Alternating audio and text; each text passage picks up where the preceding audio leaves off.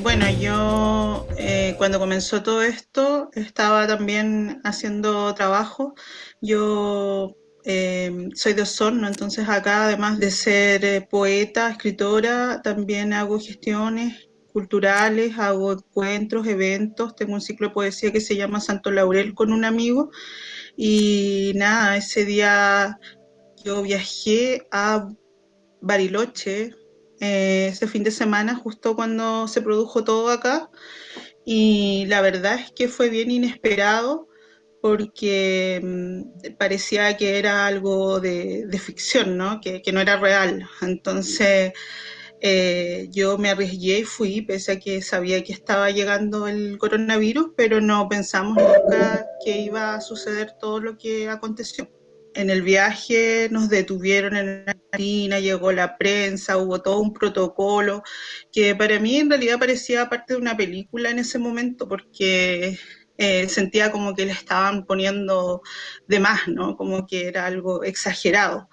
Pero ya cuando me tocó regresar, porque igual se hizo la actividad a la que fui, y creo que fue la última actividad en la que participé y en la cual nos abrazamos todos en realidad, sin importarnos mucho el coronavirus, porque era una feria del libro bastante barrial, joven, era feria del libro hip hop, entonces como que no, en realidad no sentíamos que todo esto era un plan, ¿no? Un plan malévolo que estaba impidiendo que nos amáramos, entonces de alguna forma igual estábamos inmersos en el cariño.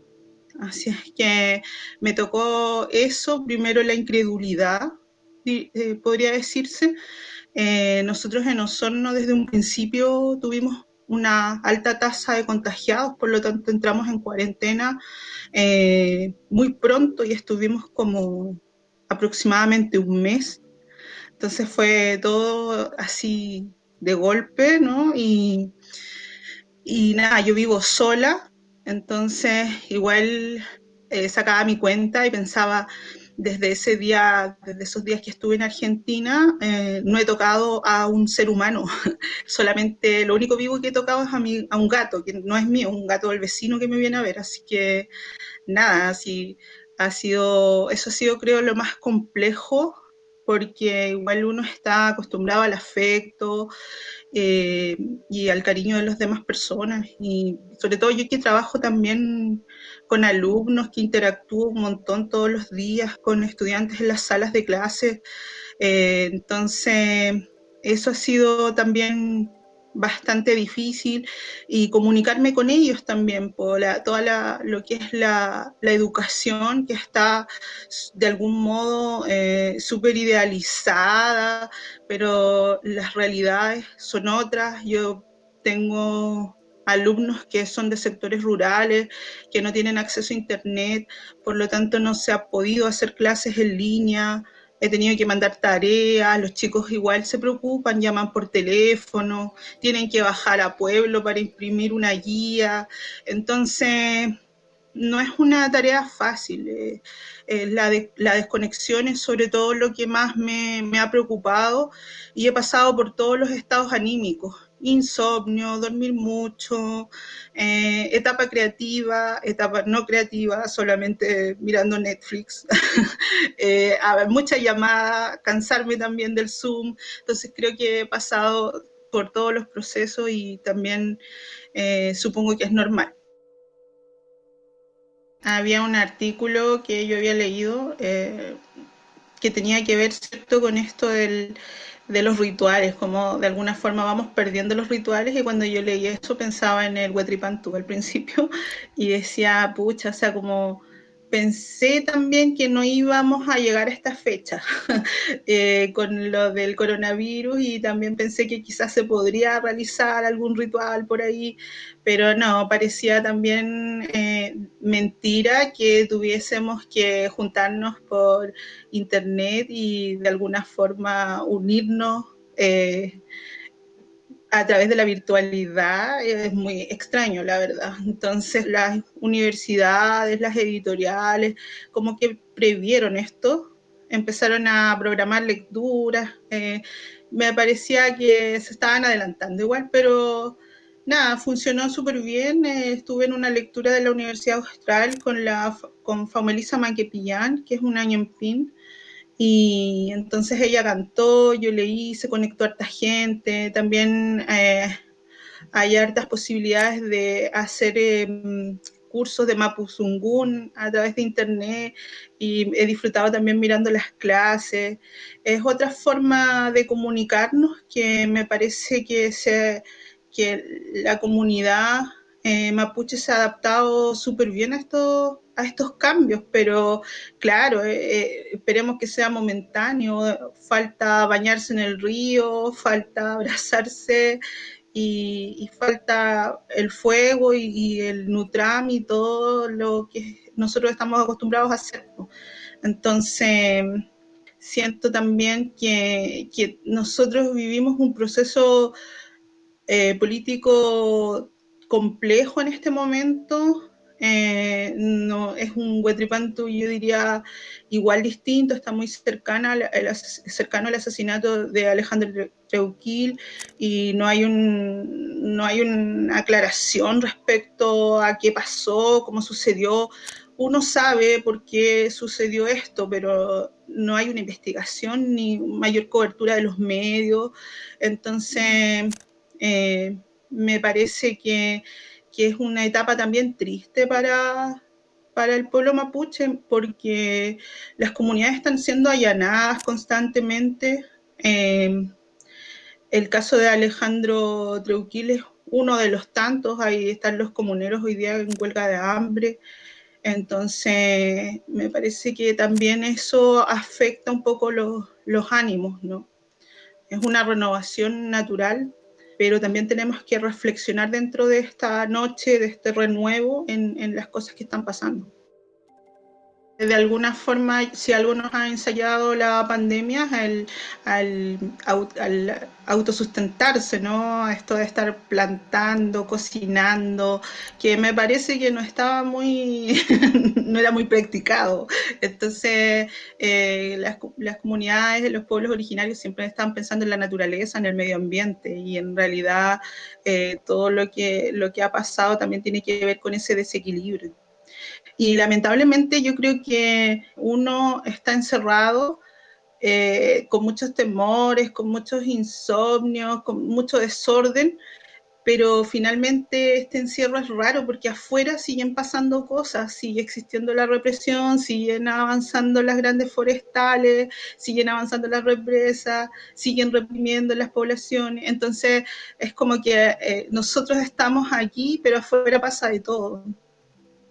Si hablara de una sensación a priori diría que es la impotencia, sobre todo la impotencia, porque en el fondo si algo nos ha demostrado el estallido social, de alguna forma es que la mayoría está tomando conciencia respecto a la represión que sufren las comunidades indígenas, pero también ha dado cuenta de una violencia que está legitimada por el Estado. Entonces, eso yo creo que una de las esperanzas, no me gusta mucho la palabra esperanza, pero una de las esperanzas era cambiarlo, ¿cierto? Con el plebiscito, pero bueno, después se fue dilatando todo eso y la verdad es que en este momento tan conflictivo a nivel, digamos, de salud, de las cifras de muertos que hoy día hay en Chile, del poco manejo que ha existido respecto a la pandemia, es muy complejo el escenario. Creo que la mayoría demandas que han hecho los comuneros no se han considerado. O sea, los presos políticos llevan 50 días en huelga de hambre. Entonces, sin embargo, pocos saben de aquello y me parece que eso es muy grave. Yo creo que todas las vidas importan y claro, entiendo también que hay frustración respecto a que no se considera menos. En realidad también es una crítica a los que se identifican con lo que pasa afuera, porque hay muchos chilenos, ¿cierto?, subiendo lo de las vidas negras importan, pero no les importan los pueblos indígenas. Entonces, o tienen una discriminación solapada muchas veces y no tienen opinión respecto a los acontecimientos que suceden acá. Entonces, es una crítica a ellos, más que una, digamos, una comparación que tenga otro tipo de sentido. Cuando me refiero a los escritores del centro, me refiero también a los escritores que hablan sobre la urbe. Yo creo que también la poesía mapuche tiene una diversidad. O sea, tenemos a David Aniñit, por ejemplo, que vive, digamos, en Cerro Navia y crea este concepto de la mapu urbe, ¿no? Y va hablando también de sus ancestros, pero dentro de la ciudad. Entonces hay un juego ahí. Y los poetas mapuches clásicos, ¿no? Ya, para mí ya son unos clásicos, como Leonel Yelaf, como Licurachi Wailaf, como Graciela Huinao, como Lorenzo Ayapán. Son poetas que se refieren y que están hablando por la naturaleza. Y también son poetas que escriben en lengua mapuche, en el mapuzungún. Y el mapuzungún es la lengua de la tierra, por lo tanto, esa lengua, esa poesía habla desde ese lugar y entonces es a través de esas palabras que están hablando los árboles, los ríos. Entonces eso ya me parece maravilloso y a mí me encantaría que existiera en algún momento, y yo sé que se van a postular este año, que existiera un premio nacional mapuche para la literatura en lengua indígena, hablada, ¿cierto?, en mapuzungún, y creo que tener un premio nacional bilingüe sería muy trascendente. La literatura mapuche ha sido protagonista durante gran parte de estos últimos años. De la literatura latinoamericana. O sea, los escritores mapuches hoy día son invitados a distintos países y llevan, ¿cierto?, la lengua indígena a distintos escenarios. Entonces, me parece muy importante. Y claro, destaco, como digo, destaco en ellos esa voz que tiene que ver con lo natural. Me parece que claro, que Gonzalo Millán, que por ahí habían, digamos, hay una generación de poetas que se dedican más a hablar de la contingencia social dentro de espacios urbanos. Entonces, claro, y en el sur, por otro lado, tenemos una tradición literaria que habla de lo natural. Rosa Betty Muñoz es una gran representante también de las islas, ¿no?, de la mujer, de la religiosidad que se da dentro de este ambiente natural. Jorge Teillier. Entonces son poetas, ¿cierto?, que están hablando de la lluvia también, ¿no?, de lo que sucede acá, de los aguaceros. Y eso me parece también muy, muy profundo, muy sensitivo. Sí, bueno, como tú decías, yo estoy en una constante búsqueda. Yo creo que mis primeros libros, que son Las tentaciones de Eva, Seducción de los venenos, no hacían referencia, ¿cierto?, al tema mapuche, a la identidad huilliche que yo ostento. Eh, pero también tiene mucho que ver con el tema de la mujer, el tema femenino. Yo durante mi niñez, durante gran parte de mi infancia, sufrí mucha violencia intrafamiliar. Entonces creo que lo principal para mí en esta voz poética era hacer una reconstrucción de mí misma, ¿no?, como mujer. Y por eso también sale tan fuerte esta idea de construir eh, las figuras femeninas que nos mostraba la Biblia, o mujeres, ¿cierto?, que no estaban empoderadas, que no estaban sacando su voz. Entonces, para mí eso era como el tema primordial, porque tenía que ver mucho con mi vida, con la vitalidad de mi existencia. Entonces, cómo hacer, ¿cierto?, de mi poesía también algo que me diera fuerza como medicinal, ¿no? Y claro, dentro de este proceso de publicar Las Tentaciones de Eva, muchos escritores, especialmente Jaime Buenum, Pablo Guirimilla, me fueron reconociendo como escritora mapuche. Y era algo que en mi casa no se hablaba porque era normal, no era como algo extraño, ¿no? O sea, yo crecí en Lafkenmapu, nunca nos cuestionamos por qué vivimos acá, por qué hacemos esto. Entonces no lo veía así yo, lo vivía nomás. Entonces, cuando me empiezan a estudiar desde ese punto de vista, yo también empiezo como a reconstruir esa identidad en mí, porque de alguna forma hay mucho, ¿cierto?, que se nos fue arrebatado, entre ellos la lengua. Las comunidades huilliches de San Juan de la Costa fueron comunidades evangelizadas, y dentro de esa evangelización se les prohibió hablar su propia lengua. Entonces, mi abuela hablaba el mapuzungún, el chezungún se llama acá, y ya después se fue perdiendo. Y yo aprendí poco y por cursos ya de grande, ¿no? O sea, también considerar que hace unos 20 años atrás no había alfabetización indígena en los liceos, no se celebraba, no se festejaba el Huetripanto, la gente no estaba pendiente de esto. Hoy día sí está pasando esto, y creo que también tiene que ver mucho con el protagonismo que ha tenido el arte indígena en general. Hay muchos artistas indígenas, y hablo de indígenas porque no solamente mapuches, que están creando, y muchos, ¿cierto? Y están siendo protagonistas de los procesos culturales de sus respectivos países. Me parece que la poesía mapuche siempre ha sabido lidiar con esto ritual que yo menciono, la Machi Pinda, que aparte es machi y es poeta. Ella con un cultrún canta sus poemas. Faumelisa Manquepillán es prácticamente nuestra Violeta Parra mapuche. Entonces, de alguna forma, también la poesía mapuche tiene eso ritual. Si uno escucha a Jaime Buenún, su lectura también tiene esto de ceremonioso, de reiterar las palabras.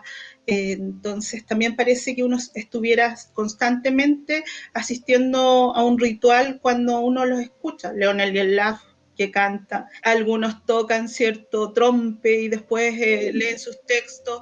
Entonces hay algo de ritual en todos los escritores, y eso ha sido, yo creo, un gran aprendizaje para mí, y que en su momento era más joven que esta generación, y también de alguna forma fui entrando en la musicalidad a través de Chumpal, de este libro, donde estoy invocando a que venga este ser encantado del mar y me rapte, ¿no? Es una oración finalmente, como un rezo, ¿no? Entonces, yo creo que sí, hay una gran diferencia, y los poetas mapuches hacen este esfuerzo por acercarse a las comunidades a través de la ritualidad. Nosotros estamos muy normados por estas imágenes occidentales de películas, de dibujos animados. Ahora a mí me gusta mucho trabajar con pintores. Creo que los pintores han hecho un trabajo muy potente ahí, y Racco, que es un nombre de artista, ¿no?, que se llama Julio Muñoz, que también es mapuche. Él tiene una colección de chumpales que son súper amorfos, raros, extraños. Entonces, al principio, claro, la gente los queda mirando y piensa que eso no es un chumpal, porque aparte como que hay un criterio, ¿no? Esto es y esto no es. Es muy normado. porque igual Chiloé nos ha entregado a la Pincoya, por ejemplo. Entonces también la Pincoya es como una mujer sirena, po. Se parece también a las otras iconografías que hemos visto, ¿no? Entonces, esa confusión de seres es normal que exista, pero creo que hay que hacer un trabajo ahí para salirse de esos imaginarios, porque no son las formas en cómo las imaginaron nuestros antiguos y cómo realmente quizás eran. Quizás nunca sepamos cómo son, pero es otro el imaginario indígena que tiene que estar presente también. Entonces es importante para mí trabajar en forma conjunta con otro tipo de artistas visuales. Mi idea del libro siempre fue sacar un chumpal que fuera más poético y diverso y que no lo fijara, ¿no? Porque me parece que un relato oral tiene que seguir enriqueciéndose. Entonces, cuando yo me interesé en hacer este texto, yo estaba viviendo en Niebla, tenía algunos deseos, sueños ahí y todo el cuento con el mar, y empecé a hacer unos textos que se los mostré a Bernardo Colipán, y el Bernardo me dijo, oh, eso es un chumpal. Y a mí me empezó como a llamar la atención y seguí por esa senda y claro, cada vez que yo leía, nos faltaba la persona que se acercaba y me hablaba del chumpal y como que sentí que en realidad todos conocían un poco del chumpal o habían escuchado alguna historia, historias muy entretenidas por lo demás, no sé, donde había una comunidad donde se habían raptado a la chumpal había hecho mudai. Entonces como que al final en la mía me decía, y la chumpal es mapuche porque hizo mudai. Entonces esa era como su conclusión, dado que también existían otras historias donde la chumpal no era mapuche, sino que era una mujer como extranjera, ¿cierto? Que venía y que te raptaba, donde tenía los cabellos rubios. Entonces también otros decían que estos relatos surgían de la colonización, de cuando llegaban en barcos, ¿no?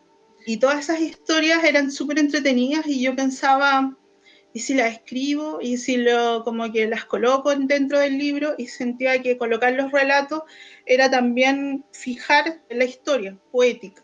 Y quise darle rienda suelta a lo que podía ser una interpretación, una invocación, un rezo, ¿cierto? Para llamar a este chumpal que sea más lírico, ¿no? Y eso fue finalmente lo que hice y claro, en la portada siempre me quisieron colocar una chumpal y yo no quise porque sentía que chumpal era el mar, ¿no? Llegamos a esto del video y bueno, había contratado un actor para hacer de chumpal. ¿Cómo hacerlo? Entonces fue terrible, así, hubo peleas de equipo, así en un minuto parecía personaje cachureo, cualquier cosa, pero finalmente igual lo realizamos. Y finalmente para mí yo sigo con la idea de que el chumpal finalmente es el mar, es el encanto del mar finalmente, o sea, para mí, igual ahora yo me imagino como un lugar mágico acá, Pucatrihue, la roca cura de Huentellao que tenemos, que es la máxima deidad de los huilliches, se quedó encantada en el mar, se quedó encantado por escuchar cantar a la chumpal. Entonces es muy importante de alguna forma todos estos seres que habitan en el mar y me parece que no es uno solo, son muchos. Mi apellido, Rupailaf, es como camino en el agua. Entonces, Laf viene de Lafken. Y ahí soy pariente del Laf de Chihuahilaf. Estamos todos unidos por el mar. Mis padres. Así que ya soy pariente de ellos. Y del mar, no somos todos parientes del mar, finalmente. Del océano. Y claro, yo creo que también tiene que ver con una responsabilidad y con una necesidad de comunicarse con la naturaleza, porque a mí siempre me ha gustado el mar, de alguna forma, cuando viene alguien a mi casa, es como un rito, ¿no? Decirle vamos a conocer a Huentellao. Si no lo invité a conocer a Huentellao, en realidad no era tan importante la visita.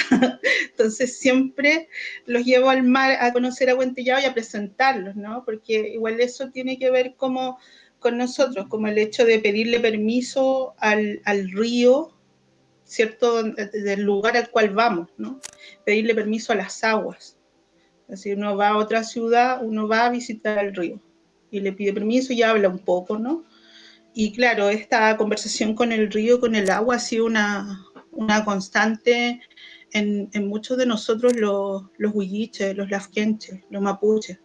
Entonces, yo creo que uno siempre está pendiente de la naturaleza y de la limpieza que provocan estas aguas. Cuando nosotros hablamos de Tren y de Caicai-Filú, no decimos que Caicai-Filú sea la serpiente mala, ¿no? Sino que es la serpiente de agua y es una serpiente que viene a restablecer también el equilibrio en la comunidad mapuche. Entonces, tienen que coexistir las dos, ambas. Y eso es lo que yo trataba también de demostrar en este libro de La seducción de los venenos, que tenía mucho que ver con todo aquello aquellas emociones que tenemos en el interior que nos pueden resultar, entre comillas, occidentalmente malas, ¿no? Como, no sé, como la tristeza, la pena, la rabia, el odio, que de alguna forma nosotros las tenemos estereotipadas como malas cosas, ¿no? Como malas emociones, como no tenemos que ser así, hay que ser buena persona. Y sin embargo, cuando uno oculta todo, ¿cierto? Lo que va sintiendo, eso se va transformando en un veneno para uno mismo. Entonces, de lo que yo hablaba en ese libro tenía que ver con este equilibrio de sacar hacia afuera, de sacar las emociones, de alguna forma de limpiarse, ¿no? Entonces, estas serpientes que son venenosas, yo también debo quererlas, yo también debo hacerme cargo de esto. Entonces, ese era el trabajo con estas emociones negativas que yo tenía y que de alguna forma el libro las saca hacia el final, ¿no? Que todo lo rojo se me vuelva azul, es como la imagen, ¿no? Las saca en el agua, ¿no? Las va sacando en el agua esta serpiente. Entonces, eso es lo que yo podría responder a esa pregunta, me parece. La idea de la intervención del RAWE yo creo que también tiene que ver con la defensa de las aguas de Pilmaiquén y se relaciona en este sentido. Nosotros en la 10ª región, en Osorno, tenemos muchos problemas que tienen que ver con eso. El año pasado estuvimos, por culpa de la empresa Exal, estuvimos un mes sin agua potable porque vertieron 3.000 litros de petróleo en el río Rahue. Y posterior a eso fue que se hizo esta intervención donde se proyectaron chamamul sobre las copas de agua de Exal y con registro fotográfico participó Cristian Antillanca, participó Pelo de Lobo, que es un audiovisualista de acá también. Entonces, fue una instancia bien bonita y después ellos hicieron a partir de esto contacto con las comunidades de Pilmaiquén, que los invitaron a su territorio a de alguna forma apoyar todo lo que está sucediendo ahí, la construcción de la represa, que ya lleva varios años, ¿cierto? La Machi en esta lucha por, de alguna forma, defender todo lo que es su territorio y a Quintuante, ¿cierto? Que es un ñen súper fuerte, súper poderoso y de alguna forma todo este tránsito de las almas que navegan por el río y llegan hacia el mar, este viaje, ¿no? Que sería interrumpido por la represa. Hay un cementerio ahí igual, entonces es súper fuerte la irrupción que están haciendo la empresa porque de alguna forma está como rompiendo con una lógica, con una vida, con una vitalidad mapuche propia del sector y que no están considerando la transformación cultural que se va a provocar ahí. Entonces, creo que ese es un tema muy potente y que me parece que el de Leilab ha tratado de apoyar y es potente, ¿cierto?, todo el trabajo que ellos hacen con estas intervenciones lumínicas porque de algún modo visualizan la problemática que allí se está formando y a lo mejor las personas no están tan interiorizadas con todo lo que está pasando allí. Entonces me parece súper importante que el arte tenga vínculo con los territorios y que de alguna forma dé cuenta de las transformaciones y de los conflictos que están viviendo las comunidades indígenas. No sé si está bien decir cume huetripantu en redes sociales. No sé si está bien arderme en las pantallas de la globalización. Quizás los rituales nada tienen que ver con lo instantáneo, el abrazo, o con el mirarme en tus ojos y encontrarme rodeada de tus aguas al amanecer. ¿Qué tiene que ver el sol con el encierro? ¿Qué relación tiene la lluvia con tus danzas, el ritmo de tus pies en mis techos, las paredes manchadas por la humedad y el vino? No, no, no sé si está bien decir cume huetripantu en redes sociales. Sin embargo, me he vestido con las joyas esperando que llegue el nuevo brote, el nuevo amanecer. Sin embargo, aquí estoy con el cuerpo que es mi mapu, aguardando el dulce calor de tus semillas. Dentro de este encierro, igual como que hay una necesidad por hablar, por conversar, por comunicarse.